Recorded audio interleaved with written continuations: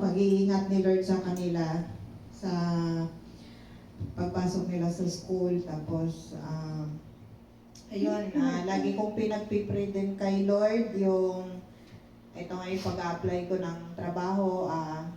Si amo na mismo ang nagsasabi sa akin na October mag-start na daw ako. So, nag-process na din ako ng mga papers ko, kaya ayan, nagpapasirox na ako. Kasi akalain mo yung hindi na ako kailangang humiling kay amo na kailan ako mag-start, kailan ako mag-ano. Siya na mismo nag-offer sa akin, October mag-start ka na.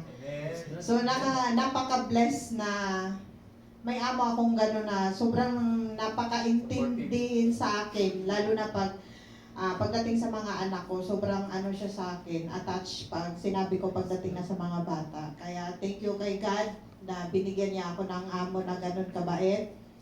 Tapos, ngayon pa lang magpapasalamat na din ako kay Lord na alam ko sa pag-apply ko ng trabaho, bibigyan din niya ako ng magiging pasyente na mabait. Amen. At i-claim ko na yon na bigyan niya ako ni Lord ng pasyenteng mabait na magkaintindihan kami gaya ng amo ko ngayon.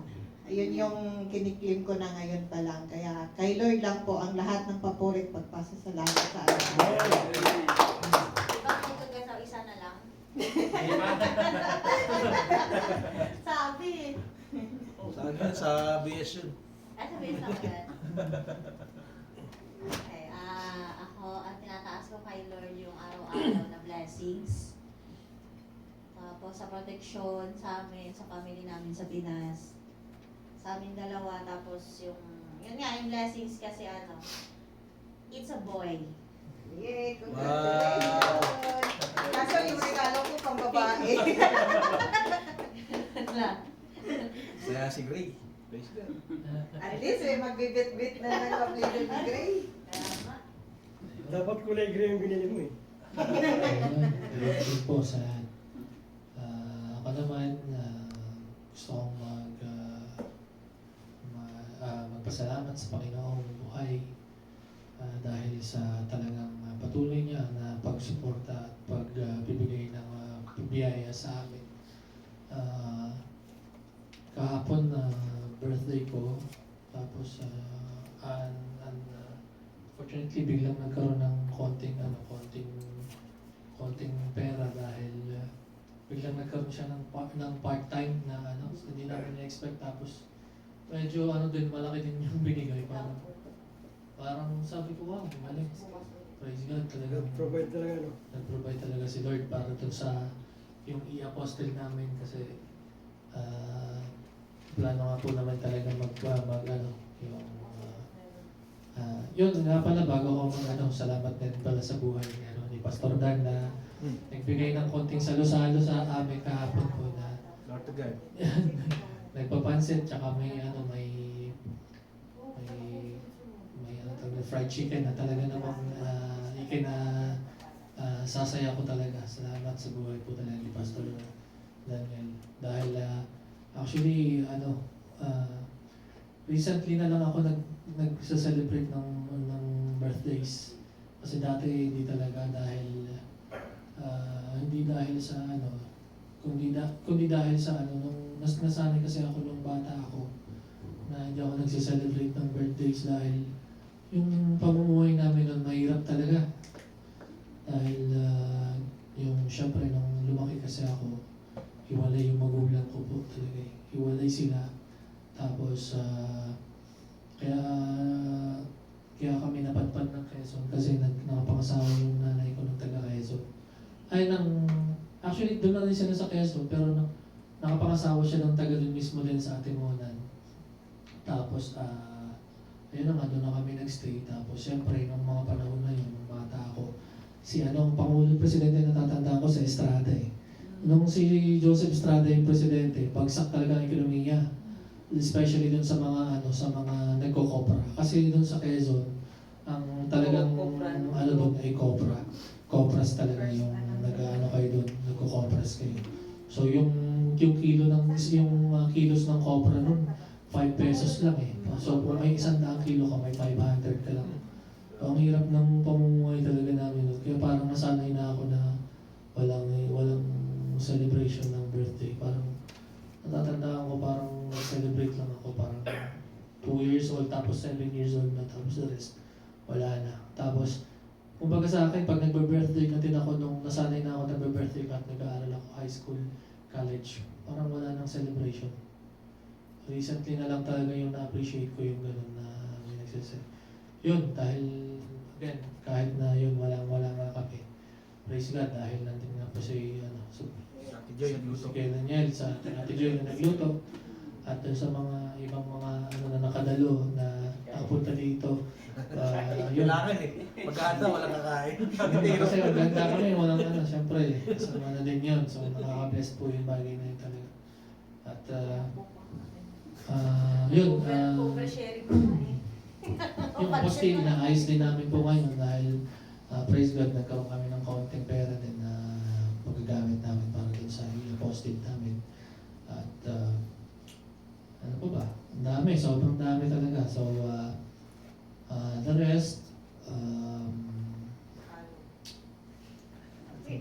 sa apostles, yung sa plano din namin, yung Pastor Dan na ano po, yung kung pwede maisama natin din sa prayers natin yung pagpunta namin sa Jeddah po para masikaso na talaga namin lahat. Ayun, pagdating naman doon sa praise God, kasi nakapag din kami, yung pera talaga na isakto para sa apostol, tapos yung isa naman na nakapagpa-check up, ang tanong? Tsaka ultrasound yun, nalaman namin yung yung gender niya. Ayun, lalaki. Wala nang gender reveal. Yun, wala na, kasi binabanggit na din na po niya eh. Well, yun, talagang Alam naman ni Gaitari siya, magkipagpustahan sana. Hindi naman naka-live. Hindi naman naka-live. ayun, talagang napakabuti po nila. Sino babakas? Dahil talagang Magkano yan? ang saya talaga pagkalingkod ka ni Lord talaga. Amen. Yung pagbabala talaga tuloy-tuloy. Amen. Talagang ibinubuhos niya ng sobra. Talagang grabe siya kumilos sa buhay Na si namin. Tatay Fred. At yun na po. Yun nga pala, si Tatay Fred, kinukuha na namin yung Gusto ko magbigay ng another trivia pa at saka a little background din sa buhay ni Sister ni Rosa. Si Rosa kasi po, lumaki siya na lolo at lola lang. So, walang nag-alaging nanay. Yung nanay niya, hindi niya sa pool nakagisnan talaga. At yun, sabi ko nga, dahil sino ba ang magiging Di tatay ng Father. tawag mo. Father ko. Napag-usapan namin kasi Tatay Fred na lang yung gagawin namin, yung parent brides yan, parent brides. Kasi kahit paano, ma-feel niya na meron siyang Siya naman tatay. wala pang makuha. Si Ate Chris yata. Yun lang po. At salamat sa Diyos. Siya ang, sa kanya lang talaga ang papuri at pasasalamat. Amen.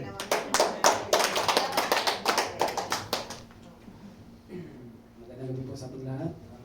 Wala pa mga nag-clear. Si Dexter talaga ang kunin ko. Anak pa lang. Maraming salamat Ano po nga? sa pagkain. Happy birthday. Thanks, bro. Patuloy lang po tayo sa ating pagpapasalamat sa ating Panginoon kasi araw-araw tayong nagigising. Flower girl si Ate Chris. Yung lakas natin kahit pagod tayo sa trabaho. Kanina, pagod din ako sa trabaho kasi sobrang init. May emergency sa Islamic. Sobrang init. Pero praise God kasi walang nangyari kasi maraming bakal eh. Yung kasama ko, muntik na kasi yung crane, yung walang bantay yung rigger nasa ilalim eh. Ako nga rin, minsan palagi buti na lang naka-helmet. Eh kung wala naka-helmet yung kasama ko, kaya ingat lang po talaga. So, lagi tayong mag-iingat sa ating trabaho. Yun lang po, patuloy lang po tayo sa ating magawain at palagi po tayong manalangin po para sa ating kaligtasan. Amen. Yun lang po, maraming salamat. Praise God.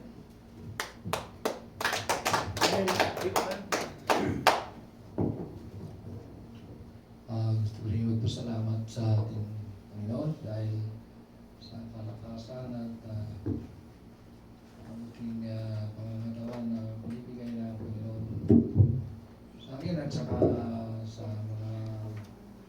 ko sa buhay sa Pilipinas. Sa aking iingat ang Panginoon sa aking pagmaneho sa daan patungo sa trabaho pabalik. At ganoon din po ang ingat niya sa mga gawain sa trabaho. Mga biyayang binibigay niya sa amin sa araw-araw, pasasalamat sa Kanya. Mga biyayang binibigay din sa aking mga anak hindi naman masasabing sagana, ayos sila, nakakaka sila. Yampol. Yampol yan sa Ate Yung mga apo ko na ayos sa kanilang pag-aaral. Doon din sa mga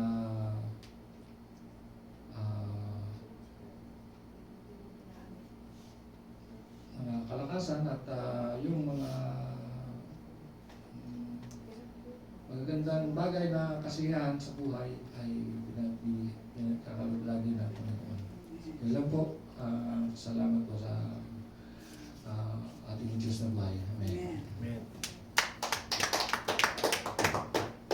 Amen. Hallelujah. Magpapasalamat sa Lord, sa family. Yun na, iningatan po nila ang miss ko, ang family ko lang si Mrs.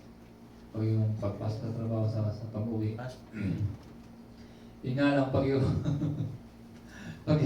pag-uwi niya, ano yung mga kasi miss ko pag namin nakikita ang kalat sa bahay.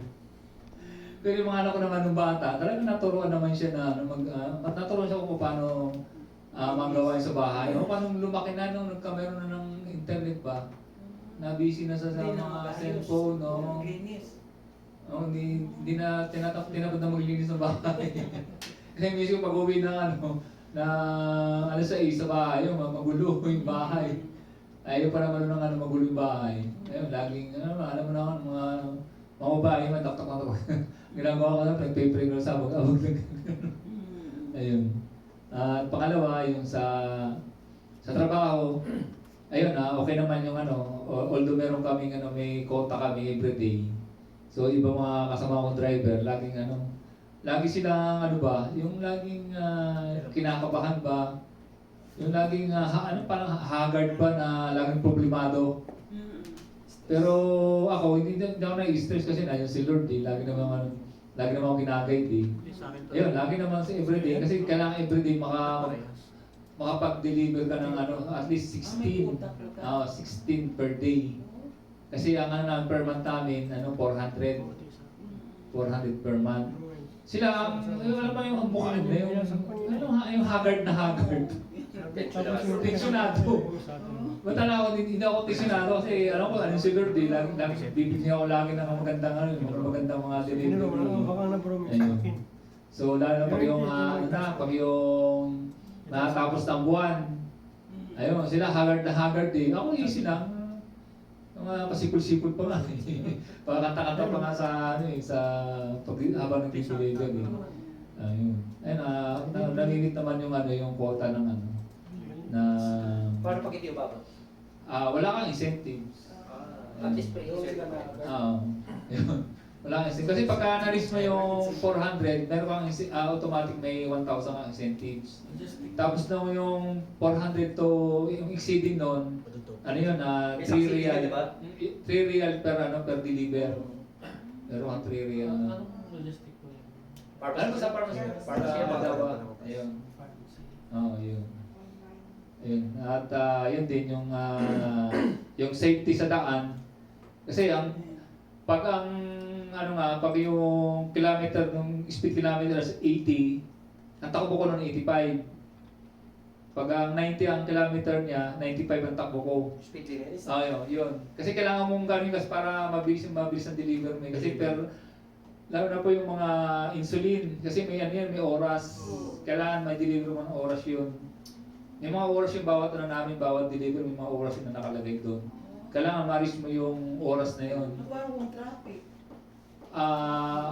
Sa naman Diyos na kumbaga yung sa lugar namin na nakapisado ko na yung lugar kung saan pag minsan nga nagiging Saudi na ako yung Yung sa mga rams Oo. na ano ko na yan. Pero ingat din ako kasi may mga private na ano na mga moror na yung bigla magwawawang na lang sa iyo yan.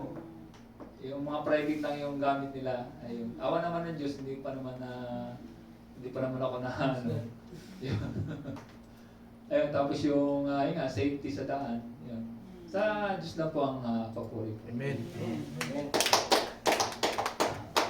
Ano po gusto kong itaas, please, Lord, sa buhay ko. Protection sa father ko, sa mga bata.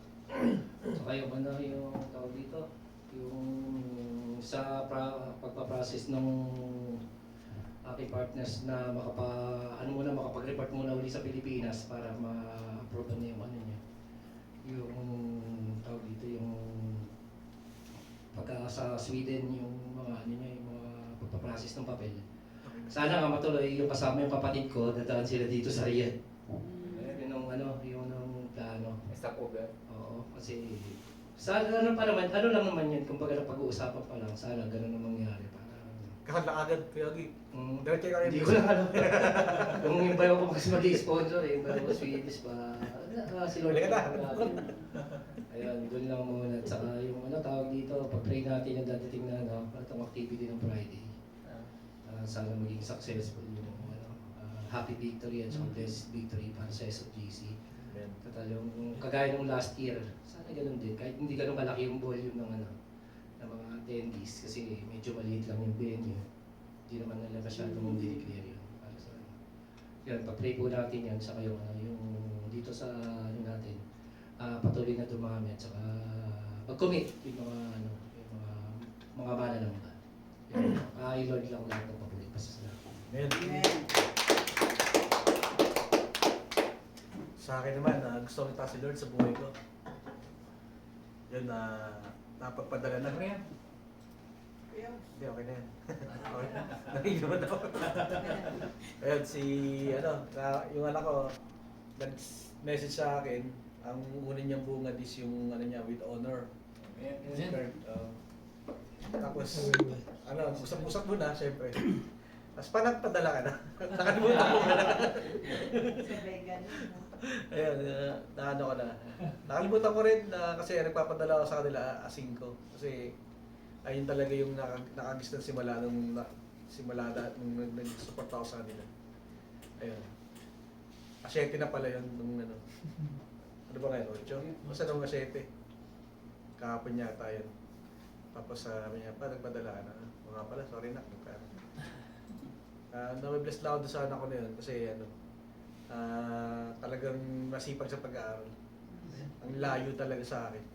Sabi ko nga, isip-isip ko lang, nung time kasi na ganun ang edad ko, 17 years old, nasinggero na ako. Talaga ako, mahulik ako na. Siya talaga. Talagang sida, kumbaga sa Arabic. Straight talaga siya, tapos bantay siya ng kapatid niya. Tapos ko siya, may boyfriend ka na, girlfriend ka na. Sabi niya, wala pa sa isip ko yan. Pero may mga kaibigan na ako babae. Si Caleb meron.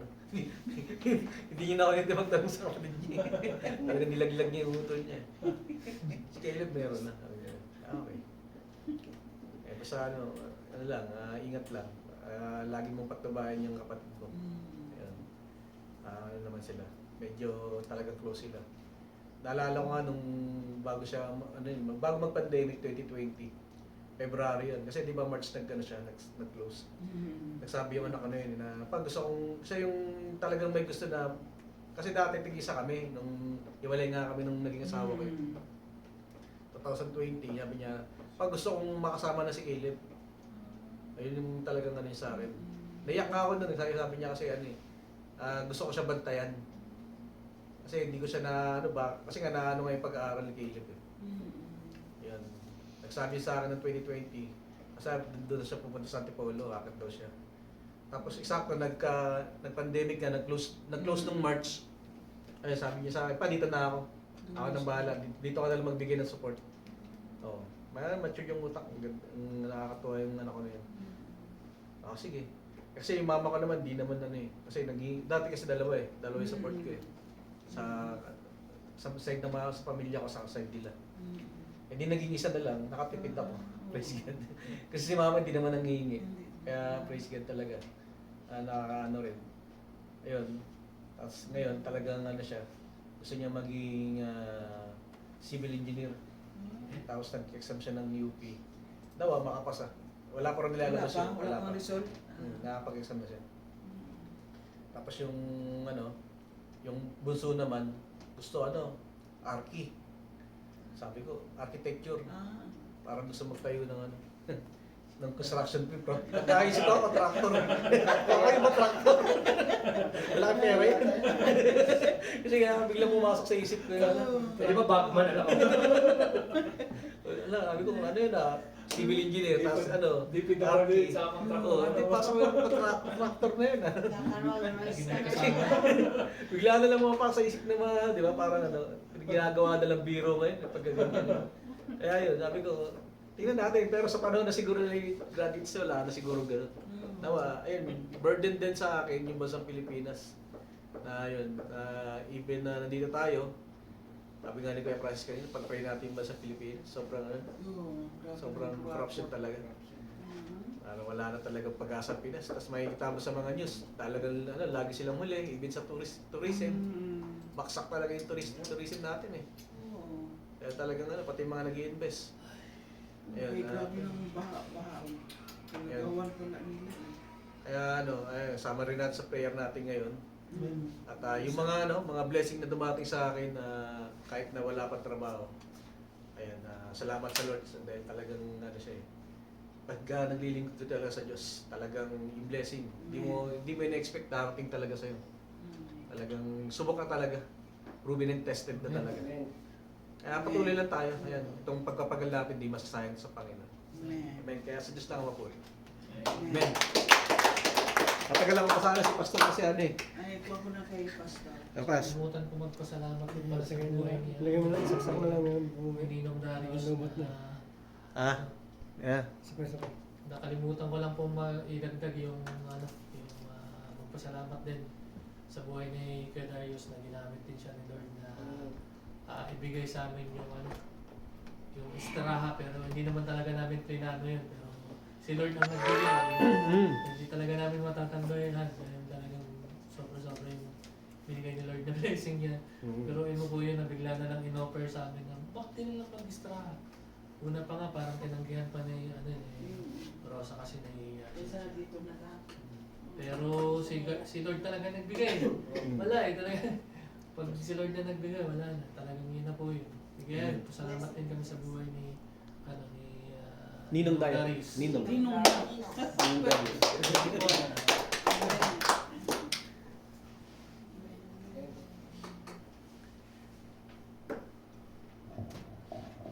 Amen. Mukhang mahina ito. Nilalaksan mo. Relax, okay lang. Okay. Gusto mo ba laksan pas? Ay mo lang. Para wala makatulog.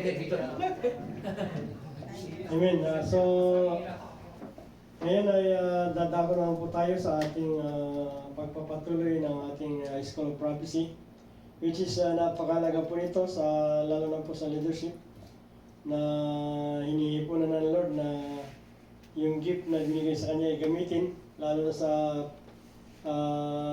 prophetic gesture, yung kung paano tayo mag-deliver ng mga prophecy. So kaya tayo po tinuturoan bilang mga leader at lalo na kung nandun yung pag-touch ng Holy Spirit sa'yo na at lalo't hiniling mo ito na bigyan ka ng gift of prophecy, di ba? So yun po, napakalaga ng mga aralin po natin na ginagawa nito para tayo po ay ma-align.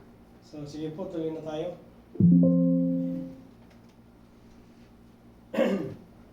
Ayan. So School of Prophecy.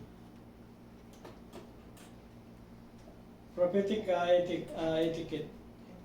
So kung yung mga pantalon natin, lalo na yung mga nakaraan, di ba, yung Levi's, yung sikat na etiketa, So, sa buhay din ng tao, meron din dapat kayong mga etiketa. O etiquette. So, ayan po. Sa bilang mga lingkod ng Diyos, especially, bilang tayo po ay mga pinili ng Panginoon at binigyan tayo ng gift, dapat nandiyan po na atin pong isalang-alang yung etiquette. Ano po? So, hindi po natin basta-basta, kumbaga, galit ka lang doon sa kapatid ay nag-prophecy ka na ikaw ay ano, di ba? Ayaw, hindi, the Lord says, says the Lord, hindi ka pinapaintulutan ng Panginoon Diyos na pumunta rin, says the Lord. Thus says the Lord. That says the Lord. So, yun po, kaya tuturuan tayo ng Panginoon Diyos yung proper gesture sa pag-prophecy. So, many of us imagine something similar to the following example. We think of the prophetic ministry taking place in the church.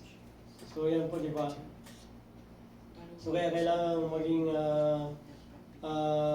ano po tayo, maging maingat. At alam po natin kung paano po yung ating mga gagawin.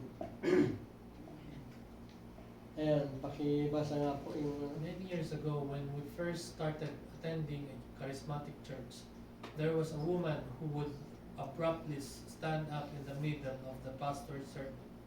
She would shake, tremble, and scream out message in tongues nearly every Sunday. This was followed by an interpretation of equal volume, spoken in dramatic King James English. So, binabanggit din po dyan na kung plain ng salita ang pangusap ng Panginoon Diyos sa inyo, hindi na natin kailangan gamitin palagi yung King James Version, ano? So, pwede nating i-deliver ng simple kung ano yung pinapasabi ng Holy Spirit. At kagaya po nito, siyempre, ang pastor ay nagmimensahe sa kalagitnaan. Makikita natin, nagkakaroon din siya ng another na mensahe o yung prophecy. Yan po yung ginagawa niya at halos every Sunday. Di ba nakakapag yung iba baka magtataka, ito to, kaya talaga ito. Di ba? So, minsan nung nagpunta po ako ng Africa, ay yung lagi ko napapanaginipan, na in-invite kasi ako ng isang pastor na mag-mission kami. December yun, kapaskuhan. So, no, nakapasting talaga ako hanggang sa dumating doon. Hindi ako kumakain. Ang layo ng biyahe, mga 6 to 8 hours yata, bago kami nakarating. Tapos sa liblib. Yung dinaanan namin, mga bundok-bundok, tapos merong nakita akong parang tubig na doon sa gilid ng bundok. Tapos nung nakarating na kami doon, ayun, matagal na sila naghihintay. At so nag-start na ng preaching, nag-start na agad kami. At hindi pa pala doon nangyari kasi nung pagbalik ka pa lamang. Pero maraming na-deliver na mayroong mga anting-anting yung imilits, mga sinuko nila pagkatapos ng preaching. So yun po yung kaganapan doon. At kumilos din po yung kapangyarihan ng Panginoon. Nung gabi, inabot na kami ng gabi doon, hindi na kami umuwi ng Blantyre kasi nasa kami, sa Malawi, Central Africa. So, yung pinuntahan namin, yung Chalo, yun nga, mga 8 hours, 6 to 7 hours yung biyahe. Kaya nung hindi na kami inabot ng gabi na, kaya hindi na kami sabi nung yung interpreter ko, yun yung aking secretary doon sa cutting area. So, magandang mag-interpret siya, yung English niya, malinaw. So, Christian din yung family nila. So, kaya siya yung kung isama. At doon din sa malapit sa kanila yun, may pinsan siya doon. Nung pabalik na kami, sabi niya, dito na tayo tulog. Kinabukasan Sunday na yun, yung At sabi niya, pwede ka mag-preach. Sabi ko, O sige pa, kung para sa kapurihan ng Panginoon Diyos. Di nag-start na. Kala ko, sabi ko hindi naman siya totoo yung sinabi kasi may nag-preach na eh. Ang haba din eh. Ayun pala sa giving. Giving pala yung preaching na yun. So kaya, nung nag-start na ako ng preaching, nung kalagitnaan yun, may sumigaw. May yung kagaya ng sinasabi dito. Sumigaw. At ang ng boses niya, parang nagwawala ba. At kinumport ng iba, nilapitan. At yun pala, mayroon siyang case ng yung sa parang yung kinulam ba, mayroong may karamdaman. Oo. Tapos, nung yung... May something pala siya. Oo. Saka may may asawa niya yata yun. May problema din. So kaya yung nagsisigaw siya, yung nilapitan tapos nung katapos ng preaching, dinala siya doon sa una at pinag-pray. Hanggang yun sa na-deliver natin. Yun nga po yung sinabi ko doon pa, yung lugar na marami silang mga sinuko. Yung ibang mga may pastor doon, may mga elder na nag-pray din, ang dami. Grabe, no? At iyakan. So, ganun po yung pagkilos ng kapangyarihan ng Panginoon Diyos. Hindi ko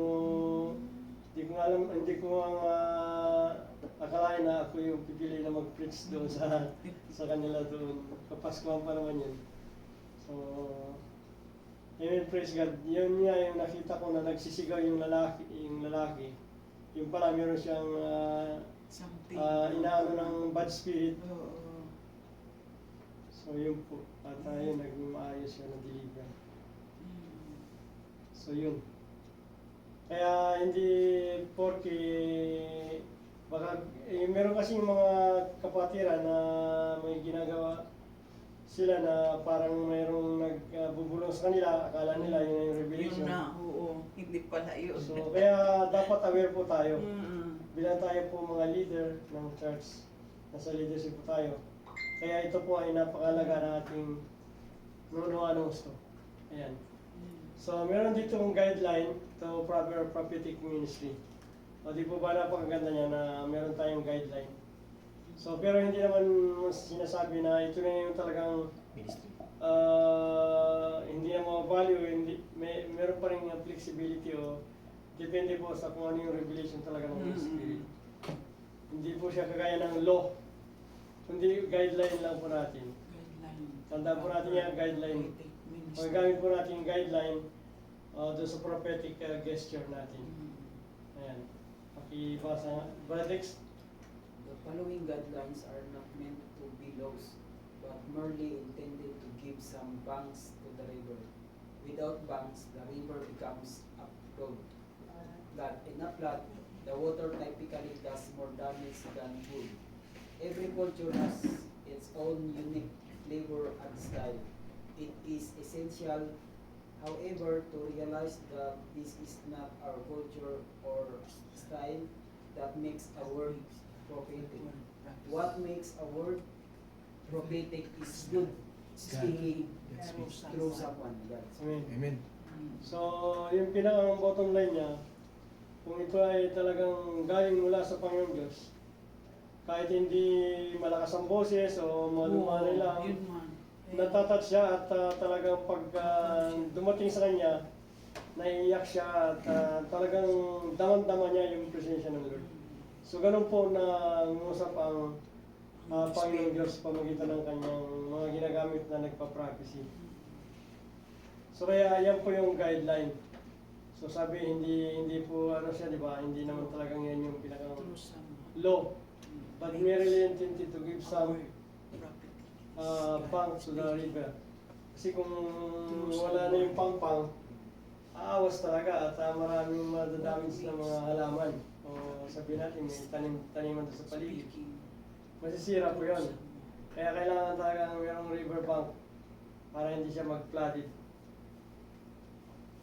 So ganyan din po sa ating spiritual life o sa paggamit natin ng Panginoong Diyos sa atin, dapat ay meron talaga tayong guidelines para mamaya hindi mo alam, emotional lang pala yung nangyayari. Gaya yung nakaraang naranasan natin, di ba? May problema pa. May problema pala. So, ayan, pakibasa mo nga po tayo, Freda. Ito, tayo ito. Ayan. Therefore, my brethren, desire earnestly to prophesy, and do not forbid to speak in tongues. But all things must be done properly and in an orderly manner. Yan. 1 Corinthians 14:39. So, must be done in orderly manner. Kung yung nalilisig na yung mata mo sa pagsigaw para i-deliver yung word of prophecy, hindi po ganun. Hindi, oo. Kasi ang nagpa-prophesy, ito ay Kalma word lang, of oo. encouragement o word of yung talagang mabibless ka. Mabibless ka doon sa hindi yung makukondem ka, hindi yung matatakot ka. Magsisi ka na, magsisi ka na. Hindi pala inuloy. So, emotion yun. Kasi Oo, para emotion nga. within that frame of time ay mayroon sa mga alitan. So, emotion yun. Hindi galing sa Diyos yun. Galing yun sa... Kaya meron tayong Sa inaral emotion niya. previously, di ba? Sa una nating pag-aaral na merong 4 na pinagmumulan. Sa Diyos, sa devil, sa sarili natin at sa anghel. So, hindi mo alam, yung pala sarili mo yung nagsasalita. Dahil nandun yung emotion. Kaya, ito po ay magagamit natin as a guideline para maayos po nating may deliver ang mensahe ng Panginoon Diyos. Kung hindi naman talaga sa Diyos, at ito'y nanunawaan mo na galing lang sa'yo o galing sa diablo, huwag ka nang huwag mo nang tangkain. Amen. Bibigyan tayo ng wisdom ng Lord. So yan. Next. Basa po, Sister Rosa. An important key to proper prophetic ministry. The spirit of the prophet is subject to the prophet. This means that the Holy Spirit normally subjects himself to the vessel that he is using. People are not acting according to the standard set by Scripture. When they say things like, God made me do that, or the Spirit came upon me and I had to jump up and speak that out. Upon me. Amen. I had to jump. So kasi, Speak that. at saka ang ano po dito, ang importante kung meron po mga revelation sa atin at meron kang spiritual father o sabihin natin yung elder mo, pwede ka lumapit sa kanya at o sa pastor, pwede po rin tayo magtanong para maging aware po tayo, lalo na kung hindi siya naka-attend ng ganito nating inaaral. Dahil tayo ay nakapag-aral na nito, kaya aware na tayo kung paano natin i-deliver ang prophetic gesture po natin. So yan, di ba? People are not acting according to the standard set by Scripture. When they say things like, God made me do that, or the Spirit come upon me, and I had to jump up and speak that out. So, mararamdaman po naman natin pag yung napuspos tayo ng Holy Spirit. Dahil pag tayo filled ng Holy Spirit, yung po lahat ng mga i-action natin, gagawin natin o sasabihin natin, ay talagang magiging blessing po sa ating nasa palibot. Yan. The following example illustrate times when it is inappropriate to give a prophetic word. Ayan, sabihin natin, merong nagsasalita dito. Tapos mayroong na-revelation sa'yo, tapos bigla ka na lang nagingay. So hindi, improper po yun. Inappropriate. Inappropriate. Kahit nga sa pagka yung nag-worship, hanggat hindi nagkakaroon ng pause ng paghinto nung nagkakaroon ng katahimikan, saka doon pa lang papasok. Kasi mismo Holy Spirit yung magpapahinto sa mga sa kongregasyon para bigyan daan yung kanyang prophet Sinasabi. word. Oo. Eksakto po yun. Kung guided ng Holy Spirit ang buong kongregasyon, mismo ang Holy Spirit yung magpapahinto sa mga kumakanta, magkakaroon ng gap at ito yung pagpasok ng yung isang tao po na napupuspos ng Holy Spirit Oo, prophecy. na hinihingi po ng Panginoong Diyos para mag-prophesy. Mm. Yan po yun. The following example illustrate times when it is inappropriate to give a prophetic word. Number So one. dapat hindi kayo, Prophetic kung hindi pa yung time, wag po muna natin i-release. At ipag-pray natin, Lord, ito po ba talaga ay Galing sa'yo. galing sa'yo? So, pagka may confirmation ng Holy Spirit, ayun na, pag nagkaroon ng bibigyan ka naman ng Holy Spirit ng signal para ito ay may release. Yan, sample pass, number 1. Ganda. Prophesy. Ayan. Ayan, yung nakita natin. Ito. Ayan, ako na pas, pabasa nga ako niyan pas. Ako na Sige, ikaw na magbabasa. po magbasa.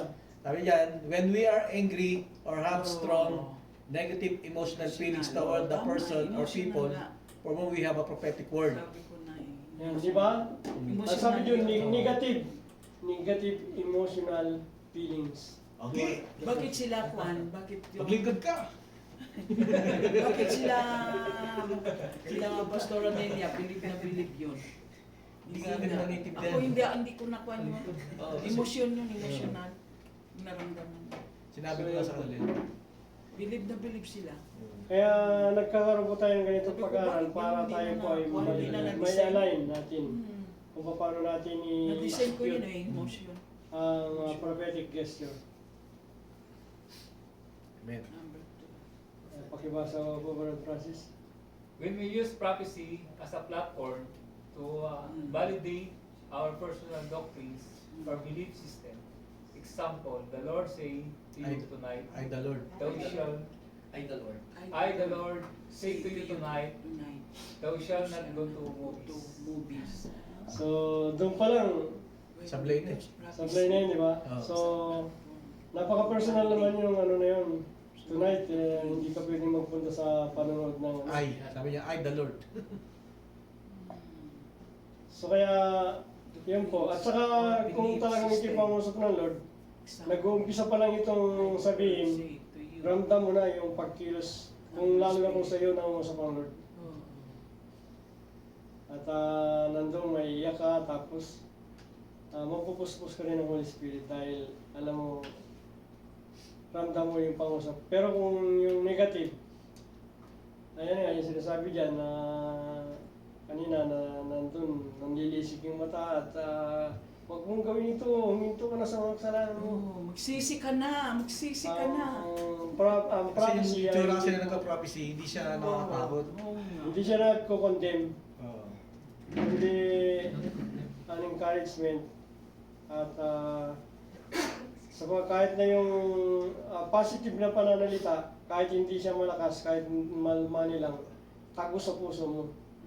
Yun po yung pagkilos ng Holy Spirit, yung kapangyarihan niya. Na dahil yung word na yun ay na-release, hindi naman kailangan napakalakas yung boses pag nag-prophesy ka Amen. Amen? So, ayan. Ayan. Sino yung malinaw ang mata dyan? Ikaw na ulit, Brother Daniel. Yung ano muna, kasi maliit eh.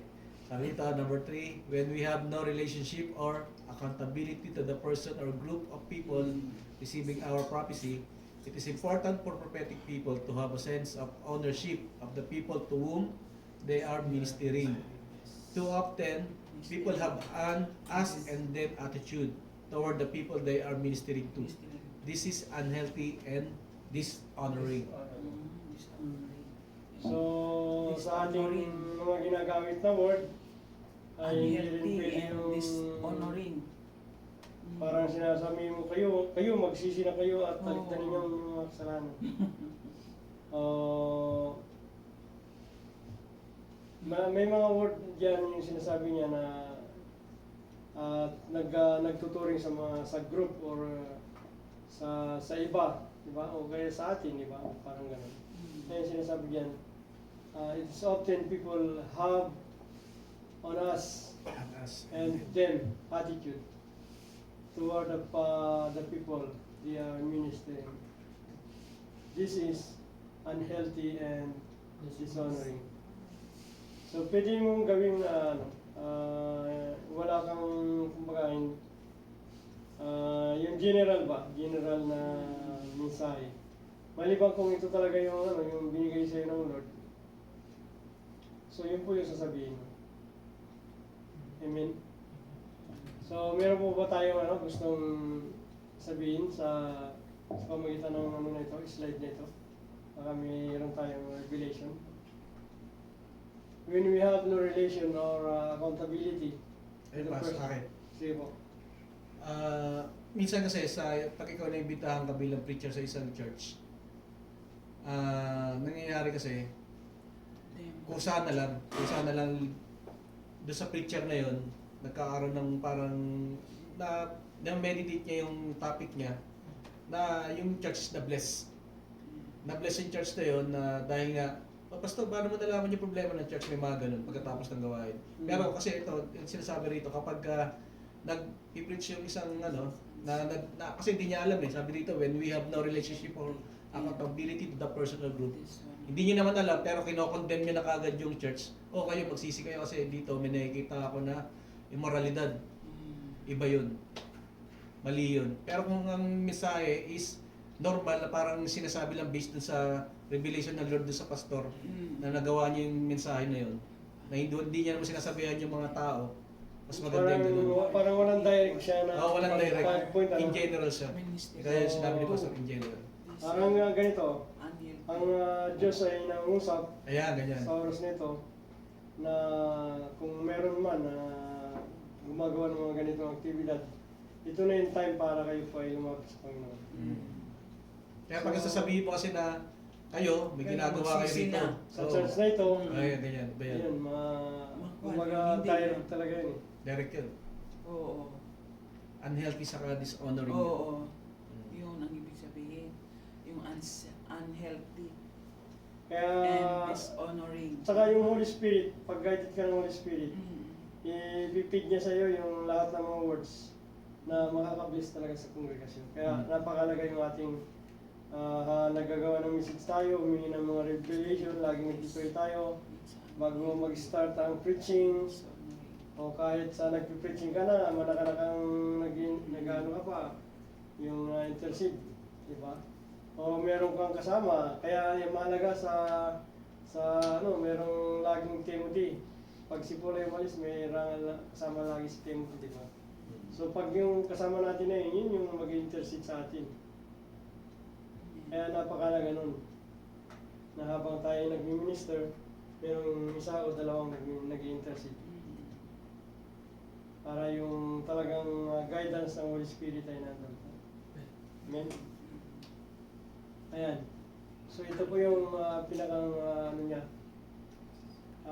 yung authority equals accountability, responsibility, and accessibility. O kung makita natin yun nasa baba, di ba? So ideal po yung ganyan. Meron kang accountability, meron kang responsibility, at accessibility. Responsibility. So, Accountability, responsibility, accessibility. nakita po ba natin, naunawaan natin kung paano? Amen. Sabi niya dyan, I now have authority. So parang Authority. kung hindi ka aware, akala mo meron ka ng authority, yung pala, wala ka naman yung nasa baba na yan. Wala kang accountability. Pagka sinabing may accountability ka, concern ka doon sa mga, nandun yung pag-care mo sa kanila. Talagang ayaw mo silang ma-disappoint, ayaw mo silang mapawalay sa Panginoong Diyos. Accountable ka ron eh. So kaya, pagka meron ka nito, ibig sabihin, bottom line niya, nandun pa rin yung love. Responsibility na dun eh. Kaya ayaw mo sila yung mapahamak. At yun, nandun ka lagi na nag-guide mo sila, nasasabihan mo, at sila ay na-advise mo. No, so kaya yun po. At kapag ganun mo po meron tayong ganito, talagang magagamit po natin, hindi lang yung authority na meron tayo, kundi yung authority na galing sa Panginoong Diyos by the Holy Spirit. Ano po? So ito po yung ideal. Dapat meron po tayong ganito. So ito naman po ay yung pag-deliver po ng prophecy. Delivery of the prophetic word. So yan. Kanina ay yung guidelines natin, kung paano tayo mag-deliver. Ito naman ay yung paghahayag na ng salita. Kung kailan, kung saan, di ba? So yung Holy Spirit mismo ang bibigay sa iyo ng sign para ito ay ilatag o ibigay na. Delivery of the prophetic word. Ayan, pakibasa. Ayan, si Sister Tata na. The following are practical guidelines for ministering and delivering prophetic words. 1. It is not necessary or recommended to use King James English when prophesying. King James English will not validate that what we are saying is from God. It simply means that we read the King James Version of the Bible. Incidentally, Jesus didn't speak King James English, nor did he sound like Shakespeare. Shakespeare. Ano yan? So ayan po, ano? Yung writer. Hindi, William Shakespeare. hindi niya binanggit po dyan na hindi mo kailangan kabisado yung King James Version na yun lagi sasabihin mo. Yun yung the way mong ipoprophecy ang pinapasabi ng Lord. Sumulat ng Romeo and Juliet. Hindi po siya necessary na laging King James. Kung nasanay ka doon sa King James, okay lang. Pero hindi required or necessary na yung laging... Kumbaga pas parang nagtutumutula ka, no? Oo. Parang nag-ano ka ng tula. Oo. Kasi nor did he sound like Shakespeare. Pinamit si Shakespeare eh. Ayan. 6 verse manunula. Kasi yung niya, puro siya eh. Sila yung Parang makata. So, kaya nga sabi ko, di ba, pagka yun yung pinasabi ng Lord, kung ito ay simple yan mo na lang. Oo, delivery. Kung ang pinaalala ng Holy Spirit, nagbasa ka rin kasi ng King James, ito, di yun yung i-deliver mo. Kasi yung Holy Spirit mismo yung nagpapaalala sa mga narinig natin. Sa akin pas, sample ko lang. Nung nakaraan sinabi ko sa inyo pas, di ba? Anong araw ba yun yung pumunta ako rito? Sabi ko sa'yo nag-drive ako. Ano yun yata? Sunday o Saturday. Saturday, no? Saturday. Nag-confirm. Tapos nag-ano na si Tata. Nag-confirm na siya. Nag-ano na siya. Parang... Kasi yun yung parang vision sa akin. Vision sa akin ng Holy Spirit na mangyayari. Na magkasama sila ni Joy sa kusina, nag-aayos, nagluluto. Tapos, si Tata, wala siyang ministry. Parang pinanasahan ni Lord na kausapin mo si Tata, ito yung ministry niya. Assistant na ikaw ni Sister Joy. Tapos nung pinausap ko siya, pinag-pray namin yun eh. sabi ko pas, pag-pray natin. Kasi nung time na yun, sabi ko, Pastor, pag-pray natin to pas, kasi ito yung pinakita sa akin ni Lord eh. Tapos kinausap siya kagabi, okay na. Praise God. Approve. Ano na yung approval ng Lord. Praise God, diba? Ganun yun. Ganun lang po yung basta. Simple lang, kumbaga simple lang siya. Hindi mo nakilala. Ikaw, Tata, inakausap ka ni Lord. Hindi ko na ginanoon pas. Magwag ka ng ministry mo. Wala ka ganun. Tatamad-tamad ka sa ministry. Nakapulong ako eh. Nananahimik lang ako dito eh. Tumulong ka kay Sister Joy. Says the Lord. That's it, the Lord. He is the Lord. The Lord says. Sabihin siya pala. Ay, sabi niya. Hindi, sample ka rin ay. Basta kapag tayo po ginamit ng Lord sa pag-prophesy, kung ano yung binabasa natin na Bible, yun yung basahin natin. Hindi na natin kailangan kabisdoyin sa kung King James. Hindi mo naman yung nababasa. Kung ano yung nireveal ng Holy Spirit. Kasi di ba, meron naman tayong mga yung verse na talagang minimerize natin o light verse, di ba? Meron tayong mga ganun. Jesus wept. Sama, no? Malay mo, yung pala minsan isang araw, yun yung nireveal na Lord, sabi niya, sabihin mo sa kanila, ito yan. Ito yung pinapasabi ko. Pag sabihin mo, yun pala yun, yung memory verse mo pala yun. So praise God. Dahil hindi ka naman mahirapan pag deklara.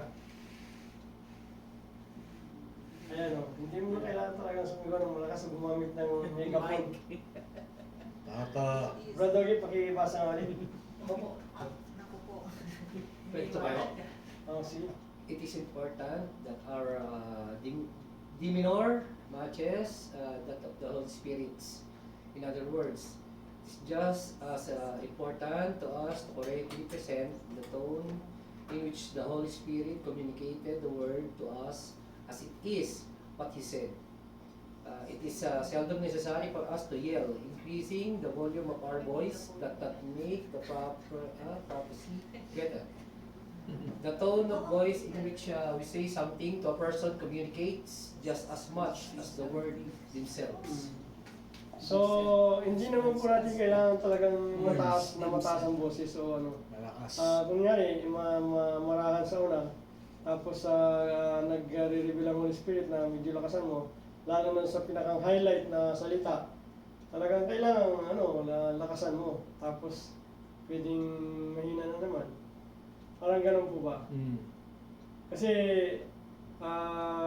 may emphasize po doon yung pinakang highlight na word na saka matatanda nila.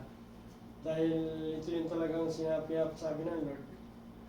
Kaya, pero hindi naman talagang kailangan na malakas na malakas. May time na yung mahina, pwedeng palakasin po natin. Hindi naman ganong masyadong mataas. Amen? Amen. So yan. Meron pa bang karagdagan? Kaya pala magaspas din buhok. Talaga sa lakas ng boses eh. Mahangin pa sa labas.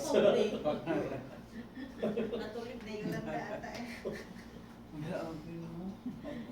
Nakatapak sa'yo yung megaphone. May megaphone ako dun. Doon sa ano. Sigaw. Dali mo na rito yun. Gising na. Sabi kasi sabi dyan, increasing the volume of our voice does not make the prophecy Napawa ng battery. better. So hindi siya nangangulugang mataas yung boses mo ay magiging maganda yung dating ng prophecy. Kasi ang power o yung authority o yung kapangyarihan ay nandun sa Holy Spirit eh. Kahit na yan ay napakasimple ng boses o malakas-lakas lang ng konti, ay yung dating yan talaga, maiiyak yung mga kapakinig, yung makakaunawa ng sinasabi ng Holy Spirit. So, hindi necessary na malakas talaga ang boses. Eh, paano pag boses na talaga niya yung pass? Oo, kung yun talaga yung boses Oo, ni normal. kagaya system mo rin, malakas lagi yung boses yun. Mahina pala sa kanya yun, pero pala megaphone na pa sa atin. Okay. Si Pastor Art. Pastor Art. Yan. Malakas ang boss nun. Ayan ayan ang system mo rin. Kaya ba? Kaya. Tatayuan niya. Number 3, love must be at the center of all that we do in Christ. When we are ministering in the gift of Spirit, our motive must always be to bring out the best in people. Amen. So kaya, ayun, yung kagaya yung lagi namin sinasabi kay Pastor Daniel, na dapat talaga nandun yung shepherd heart at saka yung may pangunawa, pagmamahal, hindi lang sa ilan, kundi sa lahat ng mga kapatiran. So love must be at the center of all that we do. So ano man yung ginagawa mo, ikaw ay nagsasalita, ikaw ay nagmamanage ng mga kapatid, o ikaw ay nag-drive. So, sabi diyan, ano man yung ginagawa natin, dapat nandun yung makikita yung pagmamahal. Kagaya ng pagmamahal sa atin ng Panginoong Hesus. Amen? Amen. When we are ministering in the gift of the Spirit, our motive must be always to bring out the best. So, kung Bigay natin yung binigay mo talaga yung the best mo, yun na yung the best mo. Hindi na si Lord maghahanap. Dahil alam niya, yun yung best mo. Amen? So, kung nakukulangan ka, pasensya na. Yun lang yung kaya, yun lang yung binigay ng Lord sa bawat isa, di ba? So, meron kasing hindi pa nasa-satisfied. Kaya, sabihin mo na lang sa Lord, isatisfied mo nga ako. Pero yun nga yung dapat natin gawin. Gawin na lahat ng ating mga ginagawa, lalo na po para sa Panginoon, gawin natin yung the best. Pero huwag tayong tumingin sa tao dahil hindi natin sila mag-please. Oo. yes. Lord lang talaga. Ayun, may kanya-kanya kasi ding ano eh. Lalo na yung iba, mga stubborn. Yung iba mahirap paturuan. May mga pasaway talaga. So what is the outcome then? Brethren, when you assemble, each one has a son, has a teaching, has a revelation, has a time, and has an interpretation. Let all things be done Ay, kasali ba yun? for edification. Di ba meron pa? So, ayan po, may kanya-kanya tayong mga gift, may kanya-kanya tayong idea. Ano po, may kanya-kanya tayong character. Sabi diyan, when you assemble, kasi iba-iba yung magulang natin, iba-iba yung kultura natin, iba-iba yung pinagmulan natin, kaya each one has may kanya-kanya tayong himig ng awit o ano, yung psalm na yan. As a teaching, meron tayong baka yung teaching mo galing kay Asa teaching. Bung Saging, ay yung teaching mo ay galing sa UI, Interpretation. di ba? Has a revelation. Or edification. Kanya iba-iba po talaga yung ating mga pinagmulan. Kaya pag nagsama-sama tayo, pero ang gawin natin, magkaroon tayo sa yung common, yung common natin yung ating Bible. faith, yung yung love, yung bilang Kristiyano. Si Jesus yung common natin eh. We are followers of Christ. So kapag yun ay nabuo sa ating puso at isipan, na we are one. One in spirit, one in faith, one in church, one in purpose. Isa po yung purpose natin. Ibig sabihin, doon tayo magkakasundo. One in spirit. Diba? So yung tinanggap mo kay Jesus na Espiritu, siya rin tinanggap ko. Kaya yun yung common natin, si Jesus. Amen? So kaya para kapag tayo nagkaisa, talagang ang UICHGM mabilis na lalago, mabilis na tatatag. Kasi pag-edify po yan ng iglesia. At spiritual church, tayo po yun. Pastor, workers, elders, deacon, may teacher yan, may evangelist. Amen? So yan, each of one has son, has a teaching, has a revelation. Has a tongue. Pero isa po yung Has a nagkakaroon yan. interpretation. Meron po bang ibang As a tongue, yung spirit of the Speaking of oh, tongues. speaking of that. Kaya lang wala tayo interpretation dito eh. Dapat pray natin na mayroon. Pag-pray natin na May tayo rin mismo na interpretation. nag-speaking tongue ay mag-interpret. Ma-interpret, oo. Amen. So, continue.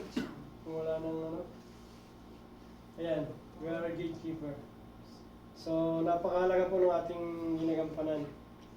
Kasi, once na sa isang kaharian, ikaw yung gatekeeper, ikaw yung bantay, at may nakita kang parating na mga kaaway, pag patulog-tulog ka, at hindi mo nag-blow yung trumpet, accountable ka pagka nalupig yung kaharian o nasalakay.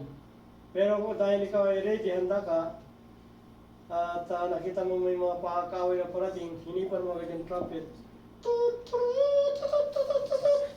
Di ba? So, hahanda talaga yung mga kawal. Oo, may kaway. Handa kayo pa yung mga sipati, yung mga kalasag, yung kabayo. So, ready sila. So, ganun din po sa atin po ng mga lingkod ng Panginoon kung tayo binigyan. Isa sa mga binigyan ng mga gift, may 9 gift yun. At lalo na kung nasa prophecy ka, yung gift of prophecy, talagang kailangan i-release mo. Ang Panginoong Diyos ay nangusap sa araw nito na kailangan mong lumapit at magsisi na sa Panginoon. Ito po ang sinasabi ng Panginoon sa atin. Ayan. So, ibig sabihin, nag-warning ka dahil na-discern mo na merong ginagawang mali ang ilan doon sa mga kapatiran sa loob ng kongregasyon na yan. Ayun po yun. Hindi mo na kailangan banggitin yung pangalan, pero kung mga icebreaker lang yan o nagpapatawa ka, pwede mo naman gamitin yun. Pero yung isang kumbaga sensitibo, kunyari ay meron dito na nagkakaroon ng yung spirit ni Jezebel, di ba? So ano yun? Morality yun. Yung morality yun, kaya kapag nagbanggit yun ng pangalan, ay nakakaya sa kongregasyon, di ba? Iniingatan natin yung din ang ating ng bawat mga kapatiran, kaya bibigyan tayo ng wisdom kung paano ipapahayag yung prophecy o yung prophetic gesture na sinasabi. Pakibasa nga, hindi malilit eh. In a church service, the appropriate way to deliver a prophetic word is to submit it to the person or persons in the charge of the service. Prophecy are to be submitted to gatekeepers who are aware of what the Holy Spirit is doing with worship and what direction the sermon will take. These people are able to determine if a prophetic word will be fitting for a particular service. Remember, the goal of all prophecy is to represent an accurate word in the right circumstances. So yun po, no? Pinapaalalahanan tayo dito, lalo na po sa ating nagkakaroon tayo ng church service, o yung tayo ay nagkakaroon ng, di ba, pag minsan nagkakaroon tayo ng matatapos na yung pagpupuri, di ba? So, diyan po yung time na lumalabas yung mga kapahayagan ng Panginoong Diyos. Meron din naman pagka sa ibang place, sa ibang church na doon sa nagkakaroon ng preacher, pwede pong ganun nang nangyayari pag minsan. Ano po? Sabi dito, in a church service, the appropriate way to deliver a prophetic word is to submit. So kailangan po natin itong ipaalam doon sa gatekeeper. Sino po ba yung gatekeeper? Kagaya natin na nakaunawa na nito, especially sa mga pastor na pinagkatiwala ng Panginoon Diyos yung church na yun. So sila yung mga gatekeeper. Pero dahil tayo po tinuruan na yung ating mga elders, ano po, pwede rin po yun dahil nandiyan na yung guidelines sa atin eh. Pero mas priority po talaga bilang gatekeeper po yung mga pastor. Amen? So, who are aware? Kaya po tayo na naaral na natin, aware na tayo. Yung kung paano natin i-deliver, kung ano yung mga guidelines natin, dahil inaral ko na ito natin ngayon. Aware of what the Holy Spirit is doing with worship and what direction the sermon will take. So, di ba nabanggit yan yung worship? Kaya sinasabi ko sa inyo na usually ito ay pagkatapos ng isang kanta o sabihin natin dalawang kanta tapos nagkaroon ng pause. Kaya minsan gawin natin, magkaroon ng katahimikan, baka meron na palang pinapasabi ng Lord, Prophecy, oo. hindi na tayo nagkakaroon ng pause. Kung lalo sa song leader, kung meron po tayong nararamdaman na gusto mangusap ang Holy Spirit, baka merong sa kongregasyon, merong mag-prophecy, o baka isa sa music ministry, diba? O mismo yung song leader, mag-prophecy, diba? Mangyari yun sa song lead. Yun po. Ganyan yun sa amin. Church namin sa Pilipinas. Pwedeng ang prophecy po, gaya ginagamit ng Lord sa isa sa nasa kongregasyon. Ayan. So at sabi po dyan, yung, di ba, sabi nga, yung worship and what direction of the sermon. So lalo na kung ito ay yung sinabi niya na direct connected rin doon sa ginawang sermon, di ba? Minsan umaawi tayo after ng sermon. Tapos pagkatapos ng kanta, o kaya sabi natin victory song yun, meron pa rin pahabol na prophecy, di ba? So doon sa kinakanta related din sa sermon. Kaya isa talaga. Makikita natin nandun yung Holy Spirit yung nangusap dahil nandun yung pagkakaisa ng salita, ng mensahe sa kongregasyon, mensahe ng awit, at yung pinaprophesy ay same. So ibig sabihin talagang ang Holy Spirit po yung nagkaloob po ng prophecy na yun. These people are able to determine. So yun po yung mga gatekeeper ang makaka-determine. Kaya kung hindi tayo sure, pwede tayo lumapit. Mayroon pa naman tayo, sabihin natin, tumabi tayo doon sa bulungan natin yung pastor. These people are able to determine if a prophetic word will be fitting for the particular service. So yun nga yung sinasabi ko, kung nakalay talaga yun sa mga mensahe at sa kinanta na yun, yun po, papayagan po yan ng gatekeeper. If the prophetic word will be fitting for a particular service. Remember, the goal of all prophecy is to present an accurate word in the right circumstances. So yun po. Nasundan po natin, malinaw po ba? Amen. Amen. And, sige, basa. Tahimik ka. Phrases such as, I, the Lord, say to you tonight, or thus says the Lord, are seldom necessary. What makes a prophetic word the voice of God? God is the one who initiated it, not man. When the prophecy is judged, it will be evidence to whether it was the Lord speaking or not. Amen. So kung ito man ay negative yung dating ng pinaprophecy, kahit nadagdagan pa yan ng thou says the Lord, hindi pa rin siya, wala siyang power, wala siyang kapangyarihan para mag-touch. Pero kung yun talaga yung sinabi ng Lord, talagang nandun yung impact. Ano po?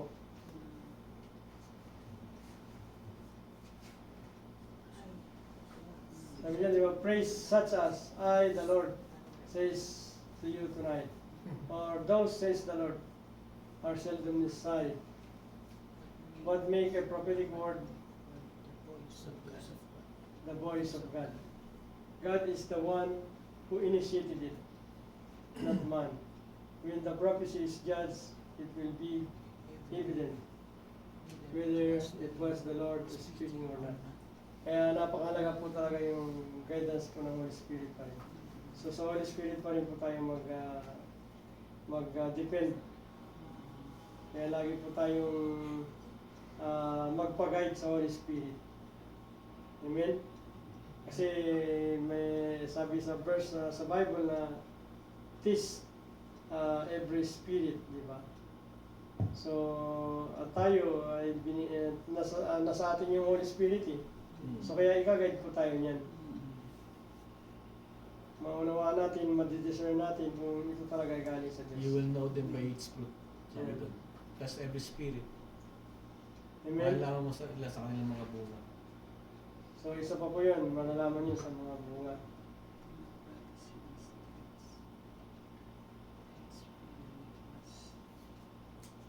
School of Prophecy.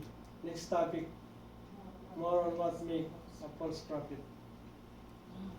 So yan, sa susunod na topic ay mapapakinggan po natin kay Prophet Daniel. Next topic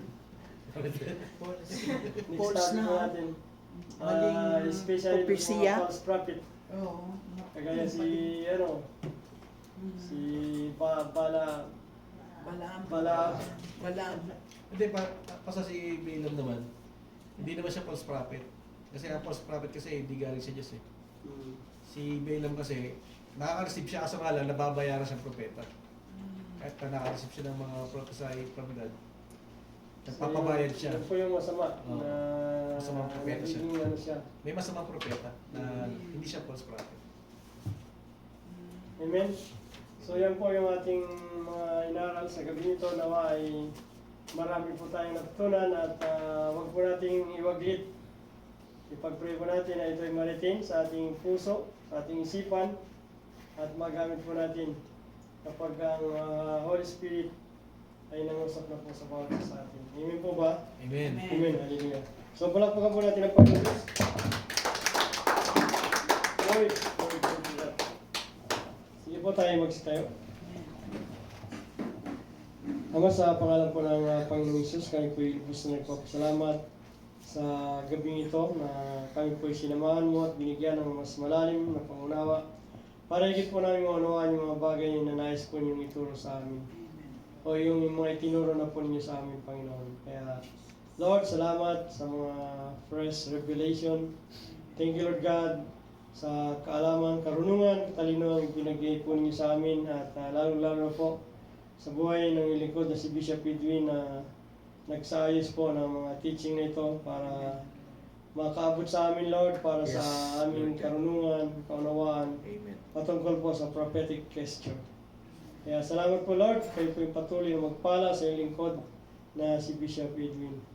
Kaya Lord God, salamat po sa mag-isang buhay ng aking mga kapatid na narito na nandun po yung kanilang commitment para sila din po ay patuloy na matuto sa paghahayag ng mga prophetic gesture nito, Panginoon. Kaya salamat po, Lord, maging sa aking katuwang sa pagtuturo po ng School of Prophecy nito, si Pastor Daniel. I pray, Lord, na kayo rin po yung patuloy na magkaloob ng karunungan, katalinuhan sa kanyang buhay, Lord, and let the continuous anointing of your Holy Spirit be upon him, O Lord God, para mas may paunawa at may paliwanag yung mga nais mong matutunan ng lahat ng mga anak mga lingkod mo dito po sa Iglesia ng United in Christ House of Glory Ministry. Kaya salamat po, Lord, dahil kami po'y patuloy mong tinuturuan at pinapalalim ang aming kaalaman tungkol po sa School of Prophecy. Sa iyo lamang po namin ipinapatungkol ang lahat ng papuri, pasasalamat, pagluwalhati at pagdakila. In Jesus Christ's mighty name, with the unity of your Holy Spirit, this is our prayer, O God. Amen.